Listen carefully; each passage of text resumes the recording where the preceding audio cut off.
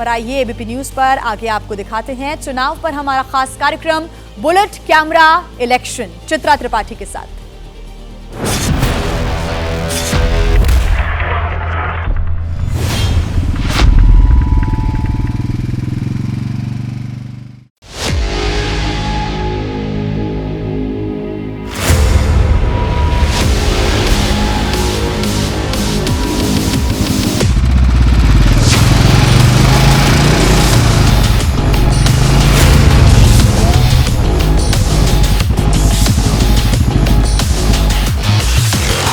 आपको लेकर जाने वाली हूं एक ऐसी विधानसभा में जहां पर सियासत भी है, रफाकत भी है तो नजाकत भी है।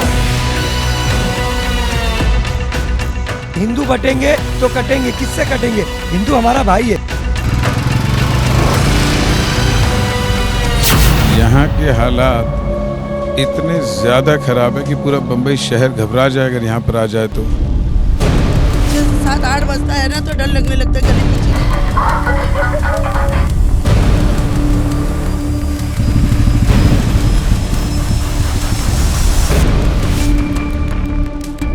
मेरा जिससे पाला पड़ा उसका सोच अलग है, कड़क है। तू मिले मुझे रिलेशनशिप लेडीज।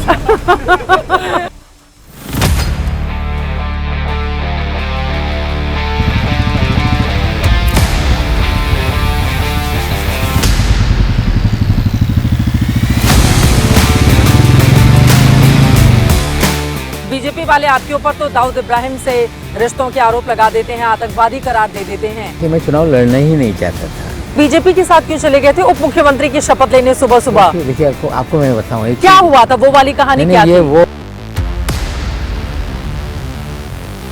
मसलहत आमेज होते हैं सियासत के कदम, तू न समझेगा कभी सियासत, तू बड़ा नादान है। दुष्यंत कुमार की इन पंक्तियों के साथ बुलेट कैमरा इलेक्शन में आप सभी दर्शकों का बहुत बहुत स्वागत है। आपके साथ मैं हूं चित्रा त्रिपाठी। आपको लेकर जाने वाली हूं एक ऐसी विधानसभा में जहां पर सियासत भी है, रफाकत भी है तो नजाकत भी है।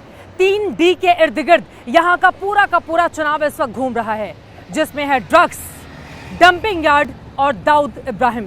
लेकिन इन सब के इधर दो दोस्तों की बेहद दिलचस्प कहानी भी है, तो वर्तमान समय में उनकी आपस में एक दूसरे से सियासी दुश्मनी भी। लेकिन कौन कौन से बड़े मुद्दे हैं इस इलाके के जिसको ज़हन में रखकर यहाँ की जनता वोट करने के लिए जाएगी? बटेंगे तो कटेंगे नारे का क्या यहाँ पर पड़ रहा है असर? 50% से ज्यादा मुसलमानों की आबादी वाले इस इलाके में सबसे बड़ा मुद्दा क्या है? और बीते 5 सालों में महाविकास अघाड़ी या फिर महायुति किसने किया है इनका विकास? आज इस मुद्दे की करने वाले हैं बड़ी पड़ताल।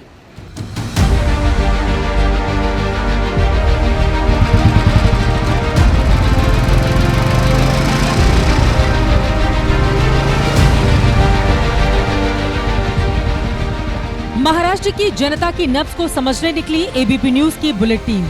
औरंगाबाद से अबू आजमी के गढ़, मुंबई की मानखुर्द शिवाजीनगर सीट पर सियासी तासीर को समझने के लिए हम पहुंच गए।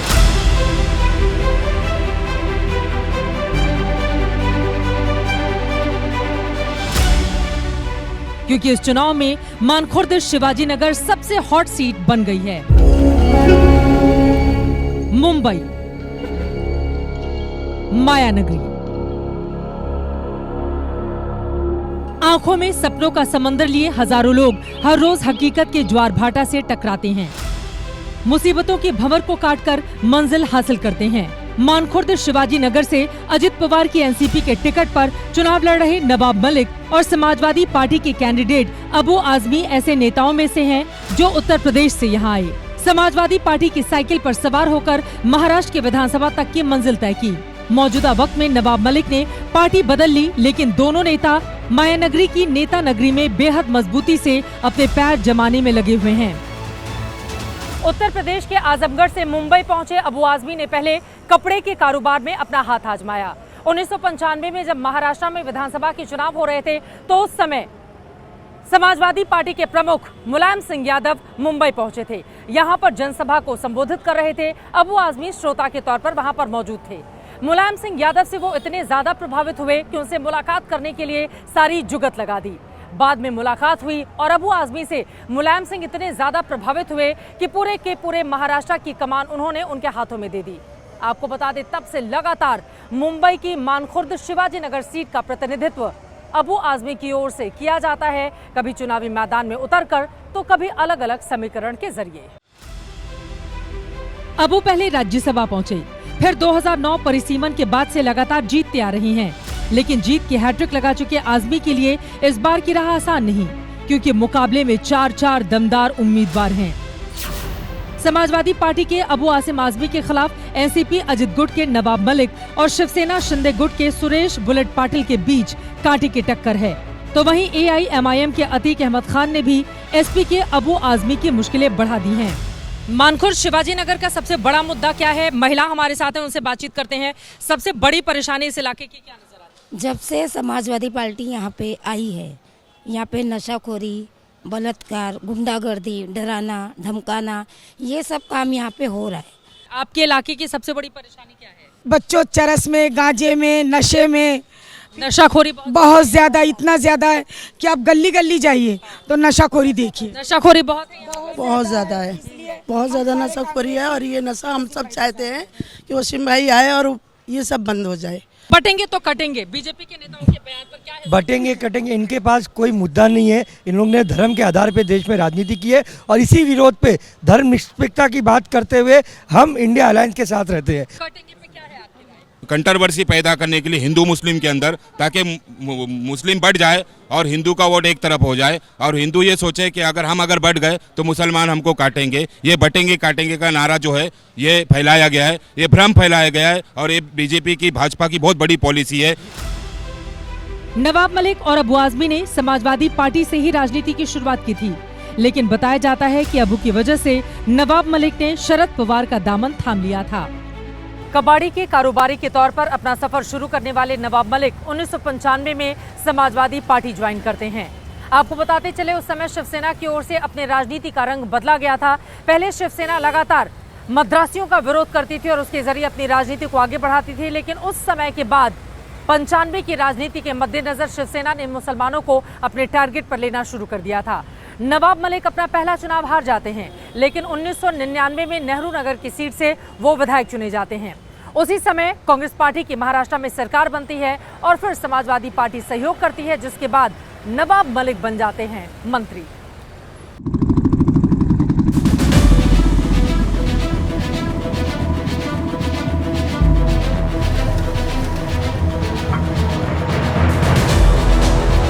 एनसीपी में आने के बाद अणुशक्ति नगर सीट को अपनी सियासी कर्मभूमि बना लिया। बहुत फड़फड़ा चुके कबूतर बाज अब उड़ने वाला है।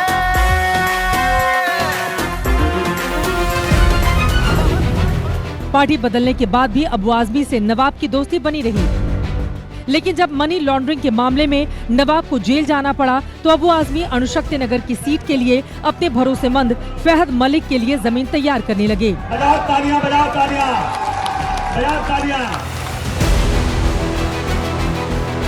बॉलीवुड अभिनेत्री स्वरा भास्कर के पति फहद को शरद पवार की एनसीपी से उम्मीदवार बनाने में अबू आजमी कामयाब भी रही। यही वजह रही कि नवाब मलिक ने अबू आजमी को सीधे टक्कर देने की ठानी और मानखुर्द शिवाजी नगर मुंबई इलाके के 2 कद्दावर मुस्लिम नेताओं का चुनावी युद्ध स्थल बन चुका है। साल 1999 का वो वक्त आता है जब सोनिया गांधी के कांग्रेस अध्यक्ष बनने के खिलाफ बगावत करके शरद पवार अलग पार्टी बनाते हैं, नाम रखते हैं एनसीपी। मौके की नजाकत को भांप लिया था नवाब मलिक ने। उसके बाद उन्होंने अपनी पार्टी छोड़ी और एनसीपी को ज्वाइन कर लिया। मुंबई में वो एनसीपी के बड़े कद्दावर नेता बन गए। तब से लेकर आज तक कभी भी उन्होंने पीछे मुड़कर नहीं देखा। शरद पवार के बेहद करीबी नेताओं में से एक हमेशा वो माने जाते रहे।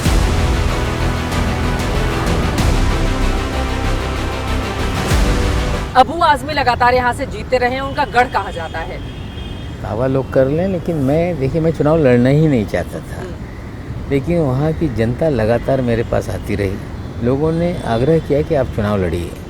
तब मैं अजीत पवार जी से मिला कि लोग चाह रहे हैं कि मैं वहाँ चुनाव लड़ूँ, वहाँ पे हालात बहुत ख़राब हैं। अगर आपको कोई कठिनाई हो, 4 महीने पुरानी बात बता रहा हूँ, तो आप कह दें। मैं दोनों सीटों पे, सना का तो पहले हमने तय किया कि उसे लड़ाना है, लेकिन शिवाजी नगर मानखुर्द की जनता मुझे लड़ाना चाहती है तो मैं इंडिपेंडेंट लड़ लेता हूँ। लेकिन उसी वक्त उन्होंने कहा था बिल्कुल नहीं, आप पार्टी से लड़ेंगे। मैंने कहा कि बीजेपी आपको लेके कठिनाई पैदा कर सकती है। बोले हम अपनी पार्टी चला रहे हैं, कोई बीजेपी हमारी पार्टी थोड़ी चला रही है, आपको दोनों जगह लड़ना है, आप लड़िए। मानखुर्द शिवाजी नगर सीट को जीतने के लिए तरह तरह के नारे गढ़े जा रहे हैं। बीजेपी बटेंगे तो कटेंगे, एक है तो सेफ है जैसे नारों के जरिए मतदाताओं को लुभाने में जुटी हुई है, तो समाजवादी पार्टी के अबू आजमी का कहना है कि महाविकास अघाड़ी की सरकार आने पर सबसे पहले हेट स्पीच के खिलाफ आतंक विरोधी जैसा सख्त कानून बनाने की मांग करेंगे। ऐसे नारों और वादों से अलग नवाब मलिक काम के आधार पर जनता को जोड़ने में जुटे हुए हैं। देवेंद्र फडणवीस का बयान सामने आया है, बटेंगे तो कटेंगे पे अजित पवार पर निशाना साधते हुए वो कह रहे हैं कि दरअसल ये अब तक सेकुलर विचारधारा वाली पार्टियों के साथ रहे हैं, उनको पता नहीं है कि इस बयान का मतलब क्या है और राष्ट्रवाद हिंदुत्व किस दिशा में आगे बढ़ रहा है, उन पर कटाक्ष किया है। उन्हें समझना पड़ेगा देवेंद्र जी को भी, जो धर्म पर आधारित राजनीति की आयु बहुत छोटी होती है। उत्तर प्रदेश में शायद देवेंद्र जी को याद है कि नहीं, राम मंदिर का निर्माण कोर्ट के आदेश से हुआ, चुनाव हुआ, यूपी में अयोध्या तक हार गया। तो धर्म पर आधारित राजनीति की उम्र बहुत छोटी होती है, ये उन्हें छोड़ना पड़ेगा। आप कह रहे हैं कि बटेंगे तो कटेंगे वाला जो नारा है ये वाहियात नारा है, वाहियात नारा है। इस देश में नागरिक सभी समान है, किसी भी बीजेपी साफ हो जाएगी अगर इस नारे को लगाते रहेगी तो। इतिहास है, इसी तरह की राजनीति से भारतीय जनता पार्टी को बहुत नुकसान होता रहा है। उत्तर प्रदेश में जो हुआ वो हुआ, और इसी राजनीति को अगर वे नहीं छोड़ेंगे तो आने वाले दिनों में ज़्यादा नुकसान होगा, उन्हें समझना पड़ेगा। ये बड़ी दिलचस्प है, एक तरफ तो आपकी ओर से बीजेपी के साथ मिलकर चुनाव लड़ा जा रहा है, ये बात अलग है, आपकी पार्टी उनके साथ है, आपका उन्होंने विरोध किया है, लेकिन वहीं दूसरी तरफ बीजेपी के खिलाफ भी आप खूब बोलते हैं जमकर, और बीजेपी वाले आपके ऊपर तो दाऊद इब्राहिम से रिश्तों के आरोप लगा देते हैं, आतंकवादी करार दे देते हैं, तो इस मुद्दे पर क्या कहेंगे आप? देखिए, सारे बेबुनियाद आरोप हैं, दाऊद वाला मामला हो, आतंकवादी वाला हो, कहीं इस तरह के आरोप मेरे ऊपर है नहीं। अजित पवार ने टिकट देकर मुसलमानों में बड़ा संदेश देने की कोशिश की, यही वजह है कि नवाब मलिक अजित पवार के भविष्य को लेकर बड़े बड़े दावे कर रहे हैं। अजित पवार जी हमेशा वो देखिए 5 बार वो डिप्टी सीएम बन चुके हैं, तो आप लोगों की कभी इच्छा नहीं हुई कि भाई मुख्यमंत्री की कुर्सी भी मिले? कोई भी नेता हो उसे लगता है कि मैं मुख्यमंत्री बनूं, लेकिन एक मधु कोड़ा अकेले विधायक होकर मुख्यमंत्री बन सकता है, लेकिन आज उनकी दादा की इतनी ताकत नहीं है कि उस सीट को, उस दावे पे वो अपने आप को आगे करें। आपका एडजस्टमेंट कैसे होगा? जो लोग आपको आतंकवादी बताते हो, मेरा नहीं, मेरा तो कैसे एडजस्ट करेंगे? देखिए, मैं खुद, मेरी तो बात ही नहीं, मैं अजीत पवार के साथ हूँ और मैं अजीत पवार उनके साथ हैं। नहीं है, कब तक रहेंगे, ये कोई परमानेंट कोई एग्रीमेंट थोड़ी है, पॉलिटिक्स में चीजें बदलती रहती हैं। आप ये कह रहे हैं कि अजीत दादा पता नहीं कब तक रहेंगे, कहा नहीं जा सकता है। नहीं, हम लोग किंग मेकर बनेंगे, Ajit Pawar will be king maker, अपनी शर्तों पे चीजें होगी। चंद्रा बाबू भी तो अपनी शर्तों पे राजनीति करवा रहे हैं देश की, अजीत पवार किंग मेकर होंगे, बिना अजीत पवार की कोई सरकार महाराष्ट्र में नहीं बनेगी। पवार का इधर से भी रिश्ता चल रहा है, उधर से भी नाता जुड़ रहा है, दोनों ही तरफ से, तभी आप इतने कॉन्फिडेंस से बोल रहे हैं कि वो कब तक रहेंगे महायुति में, अभी कुछ कहा नहीं जा सकता है। देखिए, मैं आपको स्पष्ट बोल दूं, राजनीति में कोई किसी का परम मित्र परम शत्रु नहीं होता। नवाब मलिक के दावे अपनी जगह, लेकिन ग्राउंड जीरो का सच ये है कि अबू आजमी और मलिक की मुश्किलें बागियों ने बढ़ा दी हैं। मानखुर्द शिवाजीनगर सीट पर 50% से ज्यादा मुसलमान हैं। एक तरफ नवाब मलिक तो वहीं दूसरी तरफ अबू आजमी जैसे कद्दावर नेता हैं। तो असदुद्दीन ओवैसी की पार्टी ने भी एक उम्मीदवार को खड़ा करके मुकाबले को यहां पर बेहद दिलचस्प बना दिया है। उधर शिंदे गुट की ओर से अजित पवार का कैंडिडेट होने के बावजूद अपना उम्मीदवार खड़ा करके एक अलग संदेश देने की कोशिश की गई है। अब बड़ा सवाल यह है कि इतने सारे उम्मीदवारों के बीच में जनता के मन में कौन मारेगा बाजी और कौन बनेगा यहाँ का विधायक। अबू आजमी को कांग्रेस का समर्थन है, लेकिन बागी वसीम जावेद भी बतौर निर्दलीय उम्मीदवार उनकी राह में रोड़ा बन गए हैं। वसीम जावेद खान जी हमारे साथ मौजूद हैं। आप आजाद उम्मीदवार हैं क्योंकि कांग्रेस पार्टी ने आपको टिकट नहीं दिया, महाविकास अघाड़ी ने यहाँ पर समाजवादी पार्टी को सपोर्ट कर दिया, लेकिन कांग्रेस में रहते हुए निर्दलीय प्रत्याशी के तौर पर अपनी किस्मत को आप आजमा रहे हैं। सब जीत मिलेगी आपको, इतनी कठिन सीट है ये। हम तो जीत ही रहे हैं और कोई जीत सकता नहीं है यहाँ से। एक तरफ अबू आजमी है, दूसरी तरफ मलिक साहब हैं, उनके बीच में आपको मानखुर्द शिवाजीनगर की जनता का दिल जीतना है। मुद्दे क्या हैं आपके? मैं एक छोटा सा करेक्शन करूँगा, वो दोनों एक ही साइड पर हैं, दलदल, और हम हैं यहाँ पे एक ज़मीन जहाँ पे लोग खड़े हो सकते हैं। मुद्दे ये मानपुर शिवाजी नगर है, यहाँ के हालात इतने ज़्यादा ख़राब है कि पूरा बम्बई शहर घबरा जाए अगर यहाँ पर आ जाए तो। नवाब मलिक के लिए चुनौती उन्हीं के गठबंधन के नेता सुरेश बुलेट पाटिल बने हुए हैं। सुरेश पाटिल जी हमारे साथ हैं। बुलेट पाटिल के तौर पर इलाके में इनकी पहचान है, बुलेट शानदार चलाते हैं। राजनीति में बुलेट कितनी चलने वाली है ये बताइए। जो बुलेट का गोली का रफ्तार जैसा रहता है वही रफ्तार से चलेगी। जीत रहे हैं यहाँ से कौन से मुद्दे पर? कौन सा मुद्दे पर? मतलब मैं यहाँ का स्थानिक हूँ। यहाँ पर इतने सारे मुस्लिम कैंडिडेट हैं, मुस्लिम बहुल ये पूरा का पूरा इलाका है, 50% से ज़्यादा मुसलमान हैं, एक और अबू आज़मी है, दूसरी तरफ नवाब मलिक हैं।